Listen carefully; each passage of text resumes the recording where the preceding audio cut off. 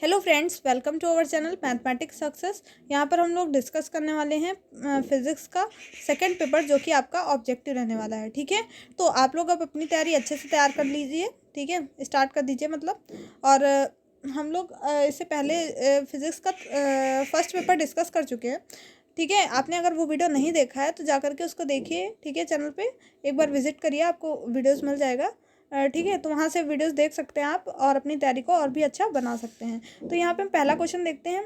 वह तल जो तीन अक्षों के अनुदिश 1 2 3 अंतःखंड काटता है, उसके मिलर अंक क्या होंगे। ठीक है, तो उसके मिलर अंक होंगे 6 3 2। ये कैसे निकालते हैं, ये आप थ्योरी वाली क्लासेस पढ़िए तो आपको पता चलेगा।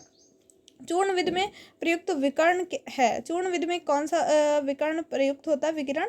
तो एक वर्णीय होता है। ठीक है, तीसरा है संकुल गुणांक अधिकतम होता है, तो टीसीसी संरचना में जो रचना होती है उसमें अधिकतम होता है। अगला है बीसीसी जालक के प्रति एकांक कोष्ठकों में परमाणुओं की संख्या कितनी होती है। देखिए, ये बीसीसी और ये जितने भी हैं इससे रिलेटेड जालक, तो उन सब के आपको ये सब याद कर लीजिए, तो आपको ये ऑब्जेक्टिव क्वेश्चन सॉल्व करने में आसानी रहेगी। ठीक है, तो इसके लिए 2 आंसर बिल्कुल सही हो जाएगा। अगला है NaCl की आधार संरचना है, तो इसमें TCC है। ठीक है, NaCl की मतलब कैसा जालक है, तो TCC। ठीक है, हीरे की प्रति एकांक कोष्ठिका में परमाणुओं की संख्या कितनी होती है, तो ये 4 होती है। ठीक है, क्रिस्टलीय सममित में कौन सी संभावना नहीं है। क्रिस्टल जो होता है, क्रिस्टल सममित होती है, उसमें कौन सी संभावना नहीं है। एक कोणीय, त्रिकोणीय, पंचकोणीय और षष्ठकोणीय, तो इसमें पंचकोणीय सममित नहीं बनेगी। ठीक है, सबसे मजबूत बंध कौन सा होता है। वंडरवॉल, सहसंयोजी, आयनिक, उपसहसंयोजी या धात्विक। ठीक है, तो मैंने एक एक्स्ट्रा दे दिया ऑप्शन, तो यहाँ पे आयनिक जो है सही हो जाएगा। सबसे जो मजबूत बॉन्ड होता है आयन, आयन समझते हैं ना, मतलब जैसे Na+Cl-। ठीक है, Na+ पॉजिटिव होता है, Cl-, तो ये जो है यहाँ पे आयनिक इफेक्ट है, आयन बॉन्ड बन रहा है, आयनिक। ठीक है, इनके पास इलेक्ट्रॉन का एक युग्म होता है। ठीक है, तो उनको डोनेट कर देते हैं, उनको चाहिए होता है, उनके पास है नहीं, तो ऐसे बनता है आयनिक बॉन्ड। निम्न में से किस में हाइड्रोजन बॉन्ड है, तो आपको पता है हाइड्रोजन बॉन्ड F जहाँ आ जाए, O आ जाए, N हो जाए। सबसे ज़्यादा इलेक्ट्रॉन जो हाइड्रोजन बॉन्डिंग मजबूत होती है वो फ्लोरीन की, उसके बाद ऑक्सीजन की, देन नाइट्रोजन की। तो फ़ोन आपको याद रखना है, क्योंकि फ़ोन आप दिन भर चलाते रहते हैं। ठीक है, तो फ़ोन आपको याद रहेगा। तो F और फ्लोरीन, तो जहाँ पे F दिखा वो सबसे प्रबल बंध होगा। ठीक है, हाइड्रोजन बंध कहाँ बनेगा, FON के बीच में बनेगा, तो HF। ठीक है, हाइड्रोजन और फ्लोरीन के बीच में यहाँ पे बन रहा है। अगला है एक विमीय आयनिक क्रिस्टल जालक के लिए मैडलंग नियतांक का मान कितना होता है, तो ये 2 log 2 बेस E होता है। ठीक है, अगला है अक्रिय गैस क्रिस्टल को क्रिस्टलीकृत किया जा सकता है, तो कैसे क्रिस्टलीकृत कर सकते हैं। फलक केंद्रीय घनीय जालक संरचना में हम लोग अक्रिय गैस को क्रिस्टलीकृत कर सकते हैं। ठीक है, अगला है कौन सा बंध दैशिक है। ठीक है, दैहिक है, दैशिक है मीन्स जिसमें दिशा है। ठीक है, दैशिक है, शायद कुछ और हो। ठीक है, तो आयनिक, सहसंयोजी, वंडरवॉल, हाइड्रोजन, तो यहाँ पे सहसंयोजी बंध हमारा बिल्कुल सही हो जाएगा। अगला है फिनॉन किस सांख्यिकी का पालन करता है, तो ये BE सांख्यिकी का पालन करता है। ठीक है, तो अगला क्वेश्चन देखते हैं। अगला है हमारा डुलांग और पेटिट के नियम के अनुसार किसी ठोस के परमाणु की T ताप पर औसत ऊर्जा कितनी होती है, तो ये 3 kT होती है, आपको याद रखना है।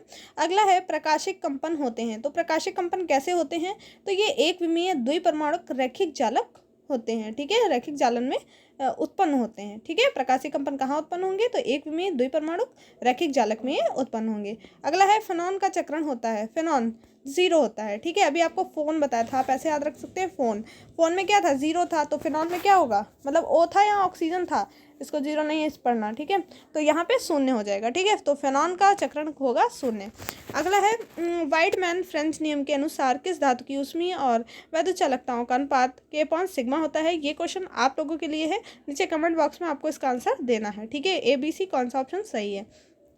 अगला है नाभिक बल है। नाभिक बल कौन सा बल है, तो ये सभी बलों से अधिक प्रबल होता है। कौन सा, नाभिकीय बल, न्यूक्लियर फोर्स। ठीक है, अगला है 88 रेडॉन 226 नाभिक में होंगे। ठीक है, तो इसमें क्या होंगे, 138 न्यूट्रॉन और 88 प्रोटॉन होंगे। ठीक है, अगला है नाभिक का आयतन परमाणु के आयतन से कितना छोटा होता है। ठीक है, तो परमाणु का आयतन नाभिक के आयतन से 10⁻12 गुना छोटा होता है, 10⁻12। अगला है नाभिक का आकार कैसा होता है, तो नाभिक का आकार हमारा होता है 10⁻⁻14 मीटर। ठीक है, ऑप्शन सी बिल्कुल सही है। अगला है बंद ऊर्जा किस नाभिक के लिए बताती है। बंद ऊर्जा क्या बताती है, किसी नाभिक का स्थायित्व बताती है, स्टेबिलिटी बताती है। ठीक है, ऑप्शन ए बिल्कुल राइट हो जाएगा। अगला है सभी नाभिकों का घनत्व है क्या है, लगभग समान रहता है। ठीक है, अगला है द्रव बूंद मॉडल के आधार पर किसी नाभिक के न्यूक्लियॉन अंतःक्रिया करते हैं केवल अपने पड़ोसी से, मतलब जो पड़ोस में होगा उसी से क्रिया करेंगे। द्रव बूंद मॉडल में, द्रव बूंद मॉडल के बारे में पढ़िए तो आपको अच्छे से समझ में आ जाएगा। ठीक है, प्लूटोनियम की अर्धायु, ये तो न्यूमेरिकल है। ठीक है, इसे मैं अभी नहीं करा रही हूँ, न्यूमेरिकल एक सेपरेट वीडियो में करा देंगे। ठीक है, जो भी इंपॉर्टेंट है, अगर आपको इसका आंसर आता है, सॉल्व करना आता है तो नीचे ज़रूर बताइएगा। ठीक है, अगला है हमारा युकावा सिद्धांत के अनुसार न्यूक्लियनों के मध्य नाभिकीय बल किन के विनिमय द्वारा होता है, तो ये म्यू मैसॉन के विनिमय के द्वारा होता है।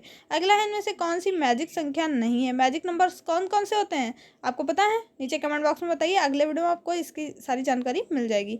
तो ये 58 जो है मैजिक नंबर नहीं है, बाकी अदर हैं। ये देखो लिखा है 8, 12। आपको पता है ना कि इलेक्ट्रॉन कैसे भरे जाते हैं, वही मैजिक नंबर्स होते हैं। ठीक है, हाँ अब इतनी हिंट दे दी है, बताना है आपको। यूट्रॉन की 8 ऑक्सीजन 16 पर बमबारी कराई जाएगी तो अल्फा कण निकलता है, तो क्या बनेगा, तो 7 नाइट्रोजन तो बनेगा। ठीक है, सौर ऊर्जा का मुख्य स्रोत क्या है, संलयन है। ठीक है, अगला है सौर विकिरण का मुख्य स्रोत क्या है, संलयन, ये तो बता दिया। अगला है मंदक की तरह कौन सा पदार्थ प्रयुक्त होता है, तो ये भारी जल D2O जिसका सूत्र होता है ये प्रयुक्त होता है। अगला है इनमें से कौन सा मूलकण नहीं है, तो मैसॉन जो है ये मूलकण नहीं है। अभी मैसॉन क्या है पीछे बताया था। इलेक्ट्रॉन का प्रतिकण मतलब एंटी कण है क्या है, पॉजिट्रॉन है।